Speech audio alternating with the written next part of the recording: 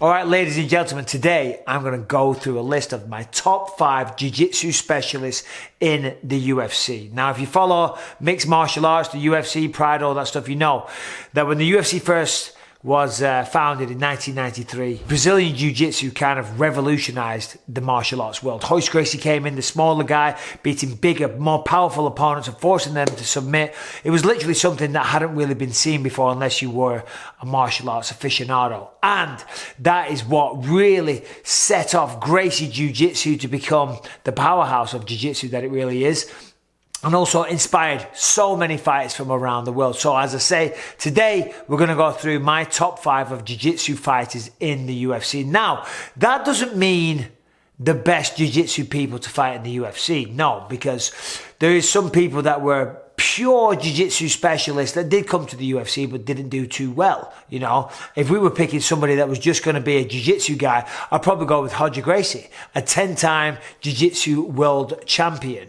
But there's people that came to the UFC and because of their well-roundedness, their well-rounded skills, they were able to use their striking, their wrestling, their aggression, their cardio, whatever it was, to set up the submissions as well. Now, when it comes to submissions, they're becoming a lot less frequent inside the UFC. Of course, back in Hoist Gracie's day, 1993, he could catch somebody in a triangle because most people had never seen a triangle before. They didn't know an armbar from a bloody omoplata. Do you know what I mean? And when the legs start going around the neck, they didn't feel the need to panic. These days, we know, as mixed martial artists, we know where the setups are. We know when they begin. We know what certain opponents are looking for. If a leg starts coming over your neck, you know you need to panic or not panic. You got to stay calm, but then look to change your position. Of course, back in those days, not everybody knew that. So that's why now, in the UFC, if you're pulling off those type of moves, if you're hitting submissions, it's even more impressive because we're all trained how to defend them. And I've got some stats for you. In the last 15 years, the percent of subs per fight has consistently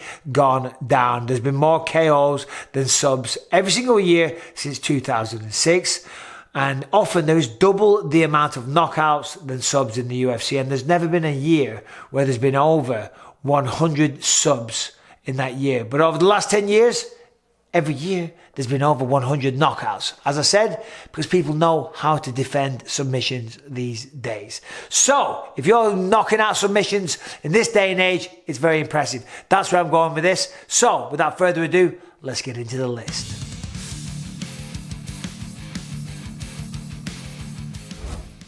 All right, number 5, one of the nicest guys that you'll ever meet, Demian Maia. This guy made his MMA debut in 2001, made his UFC debut in 2007, and started off his UFC run with 4 beautiful submissions over Ryan Jensen, Ed Herman, Jason McDonald, Nate Quarry. Oh, and he also triangled Chael Sonnen. So 5 in a row. So Demian Maia, as I said, one of the best jiu-jitsu guys, would often, you know, as his career progressed, he got better and better at wrestling. So he was able to get a single leg and take people down. But at the start, he would try a single leg. And when he didn't have the ability to finish that, he would pull guard. He would pull them into half guard. And then from there, look to work his submissions. Now, of course, as his career progressed, he did get better at striking. But still, it was the submissions that did the talking. 28 wins, 11 losses throughout of his career. And 14 of those came by way of submission. All right, coming in at number 4, the prodigy, BJ Penn, everybody's favorite Hawaiian. Listen, this guy was a prodigy right from the start. From when he started doing Brazilian Jiu-Jitsu, he was one of the fastest Americans to ever get his black belt. Got a black belt in just 3 years. Let me tell you, that is absolutely ridiculously fast. Dana White was so enamored with his martial arts and his jiu-jitsu ability, he was the one that actually convinced him to start mixed martial arts, and he made his mixed martial arts debut in the UFC. His first ever fight, as I say, was in the UFC, which is absolutely mind-blowing. Now, when you look at the stats of BJ Penn, his record was 16-4 with 6 submissions, and in his prime, I'm telling you, this man was one of the best pound-for-pound fighters in the world. A great striker, hard to take down, but of course, we're here to talk about his BJJ prowess. He was nicknamed the Prodigy for good reason. As I said, earned a black belt from Andre Pederneiras, the legendary coach, in just 3 years. In 2000, he was the first American to win the Jiu-Jitsu World Championships in Rio. He was very, very flexible. He could even put his foot behind his head without even using his hands. That comes in very, very handy for certain things. All right, let's take a look at who he tapped. He actually tapped out Matt Hughes in round 1 at UFC 46 in January 2004. He also choked out Takanori Gomi in K1 2003. Jens Pulver, the tough finale in 2007. Kenny Florian, and he actually made a point of submitting Kenny Florian via way of rear naked choke because that was one of Kenny's favourite thing to do, so he wanted to make an example out of him. Of course, Joe Daddy Stevenson. Joe Daddy was a 2nd degree black belt at the time, and he actually used Joe's own blood to help get the choke. Absolutely disgusting, but absolutely ferocious. BJ Penn, without question, one of the best to ever do it. All right, real quick, I want to tell you about rockauto.com. You know the deal by now. Rock Auto, they provide or sell every single car part that you can possibly imagine at the best possible prices, right? They've been in business for over 20 years. That's because the prices are so low. They've got everything that you need, and there isn't the middleman trying to sell it to you at the storefront markup. You just go to rockauto.com, have a look at their inventory. They've got everything that you need, but more importantly, at the best possible prices. rockauto.com, or just click the link in the episode description down below. Coming in at number 3, Frank Mir. This man really represented jiu-jitsu and the heavyweight division very well because he was so skilled. He was a big guy, a big knockout power, of course. But if you hit the mat with Frank Mir, you had to be careful because this man could take a limb home at any time. Throughout his UFC career, which totaled in a record of 19 wins, 13 losses, 9 of those were submissions and 8 of those submissions were in the UFC. He submitted Big Nog Kimura, snapped Nog's arm clean in half, UFC 140 in 2011. Of course, he knee-barred Brock Lesnar. That was at UFC 81 in 2008. And not only did he snap Nogueira's arm, he also snapped Tim Sylvia's arm at UFC 48. Snapped it. Tim Sylvia was defending, but poof, snapped the arm in half. Absolutely disgusting. Now, the thing about Frank Mir is that not only with the 8 submissions does that make him number 6 in the total amount of UFC submissions, he has the fastest submission in the UFC heavyweight division, which was 45 seconds versus Tank Abbott at UFC 41 in 2003.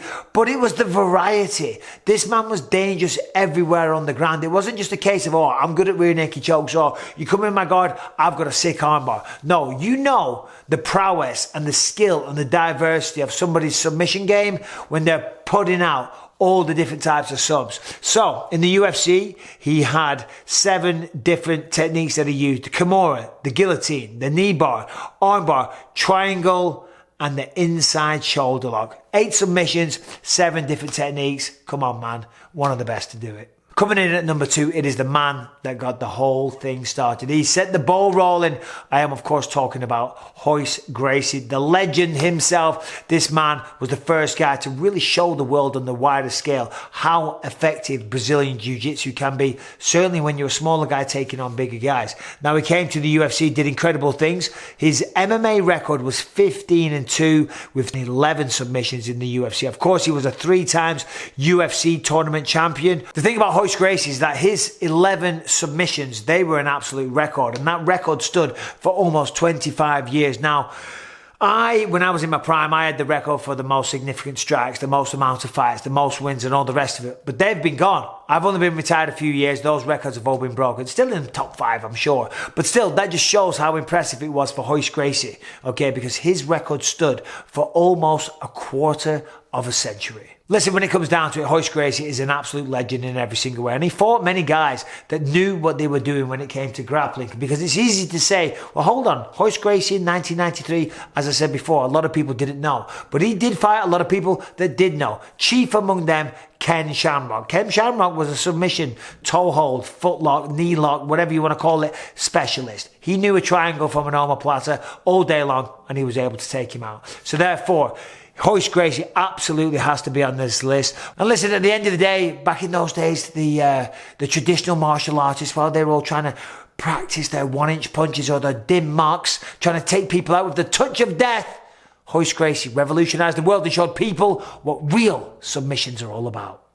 And I guess that brings us down to the number 1 on our list. Now, before I do, there is a few honourable mentions that do deserve to be mentioned. There's so many people, actually, that deserve a mention. There's many great jiu-jitsu proponents out there. But we've got Nate Diaz, of course, Ronda Rousey, Kenny Florian, the master of the rear naked choke, Jim Miller, who is still active and he's the number 3 guy on the most submissions of all time. I mentioned Ken Shamrock before. And of course, we've got to give a special shout out to the legend, Kazushi Sakuraba, first fight to submit, a BJJ black belt in the UFC. He tapped Gracie's and even tapped out old Rampage. Now, without further ado, we got to get to number 1. All right, for the number 1 spot, it's got to go to the guy with the most submissions. And I am, of course, talking about the guy that defends his belt, the lightweight championship of the world, next month against Justin Gaethje, of course, Du Bronx, Charles Oliveira. Not only is this man the lightweight champion of the world, but he holds the record for the most submissions in the UFC with 15. And listen, yeah, don't try and argue this. This man has the most submissions in the lightweight division, which is 9. He has the most submissions in the featherweight division, which is 6. But it's the people that he's doing them against. You know, this isn't 1993. This is 2022. Charles Oliveira is the champion of the world. He's fighting the best people on the planet. The people like Dustin Poirier, you know, people like Michael Chandler, who he did knock out, to be fair. It wasn't a submission, but he has submitted so many great people along the way. And they know when you're fighting Charles Oliveira, beware of the jiu-jitsu. But he's so deadly and he uses his jiu-jitsu in such an aggressive way, right, that they have no choice. He still continues to catch them time after time after time. And it's the variety of submissions as well. He's got rear naked chokes, guillotines, triangles, arm bars, anaconda, calf slices. As I said, he's fought some of the best competition in the world. He's been in there with all of them. Dustin Poirier has a submission over Kevin Lee. Jim Miller, who, by the way, is tied for number 2 subs in the world. And of course, he beat Hoist Gracie's record of 11 subs. That stood for 25 years. Oliveira broke that in 2018. And Charles Oliveira is only 32 years old, you know, come on. He's got a good few years left in this sport. He could end up with about 20 submissions in the UFC. Just crazy. And of course, you don't just get submissions without going for submission attempts. This man is crazy busy. He goes forward, he's got deadly Thai boxing. So that throws people off, and then he hurts them with a knee or an elbow or a punch, puts them down, and then he locks in submissions. But he doesn't get it every time. Sometimes he's got to try for them. That is why he has the second most submission attempts in the UFC. But of course, the one that really counts, those 15 submissions. So without doubt, Charles Oliveira, the most effective, and that's the key word here, the most effective submission fighter in the UFC today, over the best competition with the most submissions on his record than any other human being that ever fought inside the UFC. Charles Oliveira, take a bow, sir. Anyway, listen, everyone, thanks for watching. I appreciate it. Hope you like my list. If you disagree with anything, put it downstairs there in the comments. Let me know your feelings. Let me know your thoughts. And thank you for supporting the channel. I'll be back tomorrow. Take care. Subscribe. Ring the bell.